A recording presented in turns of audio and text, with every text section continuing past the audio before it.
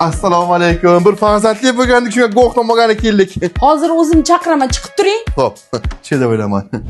Chaqiraman, siz bir soatdan beri chaqirmaysiz, kutib turibman. O'zingizdan bilib kirsangiz bo'lmaydimi?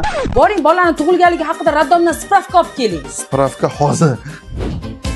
Ana spravka olib keldim raddomdan bola tug'ilganligi. Nikoh tuzilganligi haqida guvohnomani ham olib keling. Birdaniga aytmaysizmi?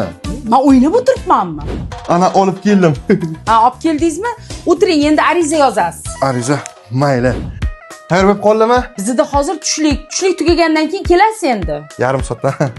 Opa, bizda guvohnoma tayyor bo'ldimi? Yo'q, hali tayyor bo'lgani yo'q. Tayyor bo'lsa aytaman. Assalomu alaykum opa, meniki tayyor bo'ldimi? Voy, ha, mana tayyorlab qo'yganman.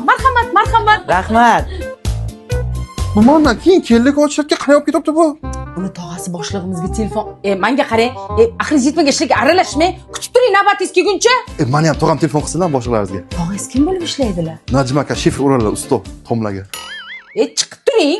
Tayyor bo'ldimi? Men raddon borishim kerak xotinim oldiga. Menga qarang, bugun bizning ish vaqtimiz tugadi. Ertalab vaqtli kelsangiz, Hal bo'ladimi? ko'ramiz. Отец молодец!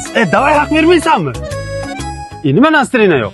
Hozir metrga olish kerak, bor, ochrat, kod, qog'oz olib kel, dokument olib kel, ma'lumotnoma olib kel, bosh og'riq yana shuncha bir kun ketadi. O'zi unaqa narsalar bo'lib ketgan. Raddomga borasan, QR kodli qog'oz beradi. U gerbli guvohnomaga tenglashtirilgan. Skanner qilasan, keyin xohlagan payting ixtiyordan borib chiqarib olarasan.